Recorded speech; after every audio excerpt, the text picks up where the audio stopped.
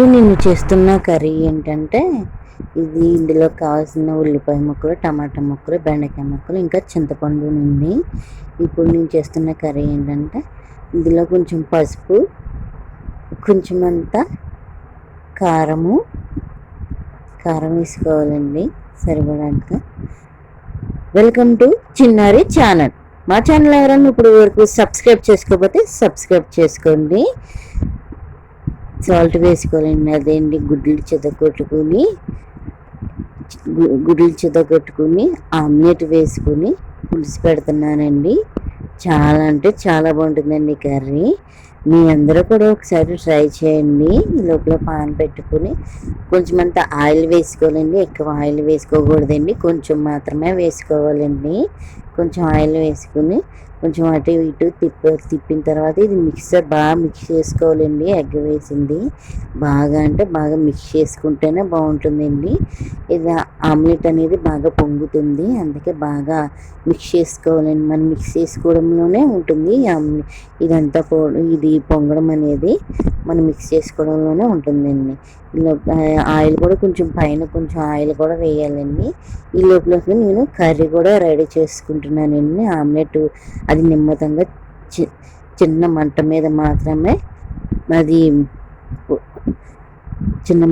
మాత్రమే చేయాలండి, లేదంటే ఆమ్లెట్ అంతా మాడిపోతుంది, బాగోదు. ఇందులో ఆయిల్ వేసుకుని ఆనియన్స్ వేసుకుని ఉప్పు కూడా వేసుకున్నానండి. ఉప్పు వేసుకుంటే ఉల్లిపాయలు త్వరగా మగ్గుతాయి కాబట్టి ఉప్పు వేసుకున్నాను. ఇంకా టమాటా ముక్కలు కూడా వేసుకుంటున్నానండి. టమాటా ముక్కలు కూడా వేసుకోవాలండి. అవి కూడా బాగా కొంచెంసేపు కలిపిన తర్వాత టమాటా ముక్కలు కూడా బాగా కలుపుకోవాలండి. బాగా కలుపుకున్న తర్వాత బెండకాయ ముక్కలు కూడా వేసుకోవాలండి. బెండకాయ ముక్కలు కూడా వేసుకుని అవి కూడా కొంచెంసేపు కలుపుకోవాలండి. బాగా కలుపుకుని అవి కూడా బాగా కలుపుకున్న తర్వాత దీంట్లోకి పసుపు తగినంత కారం, తగినంత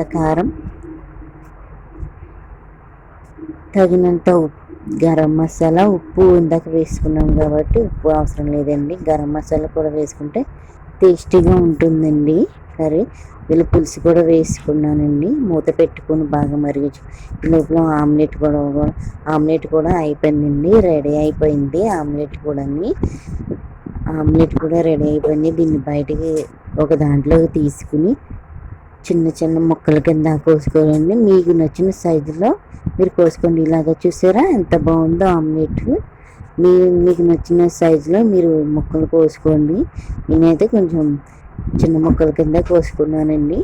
ఇవి మళ్ళీ పులుసులో వేయగానే పెద్దగా అయిపోతాయండి, అందుకే చిన్న సైజు ముక్కలు మాత్రమే కోసుకున్నాను. ఎంత బాగుందో చూడండి, బాగుంది కదండి. ఇప్పుడు ఇందులో కొంచెం అంత కరివేపాకు వేసుకోనండి. బాగా మరగనిచ్చుకోనండి. పులుసు బాగా మరగనిచ్చుకుంటేనే పులుసు టేస్ట్ అనేది చాలా అంటే చాలా బాగుంటుందండి. పులుసు ఎప్పుడు మరిగితేనే టేస్ట్ అనేది చాలా బాగుంటుందని వస్తుంది, టేస్ట్ కూడా చాలా బాగుంటుంది. ఇందులో కొంచెం అంత పంచదార కూడా వేసుకుంటే అండి పులుసు కొంచెం చిక్కగా ఉంటుంది, బాగుంటుంది, టేస్ట్ కూడా బాగుంటుంది. ఇప్పుడు నేను కట్ చేసుకున్న ముక్కల్ని వేసేసుకుంటున్నాను. దీంట్లో వేసుకుంటున్నాను. అవి ఒకటిగా వేసుకున్నాను. చాలా అంటే చాలా బాగుంది కర్రీ. ఒకసారి ఎవరైనా మీరు ట్రై చేయను ఉంటే ఒకసారి అందరూ ట్రై చేయండి. చాలా అంటే చాలా బాగుంటుంది. ఈ కర్రీ అయితే చాలా సూపర్గా వచ్చిందండి ఈరోజు. ఇంకొన్ని పెద్ద ముక్కలుగా అయిపోయింది కదా. మా ఛానల్ ఎవరైనా సబ్స్క్రైబ్ చేసుకోకపోతే సబ్స్క్రైబ్ చేయండి, లైక్ చేయండి, కామెంట్ చేయండి. ఈ వీడియో కనుక మీకు నచ్చితే మీ ఫ్రెండ్స్ అండ్ ఫ్యామిలీ మెంబర్కి షేర్ చేయండి. Thank you all.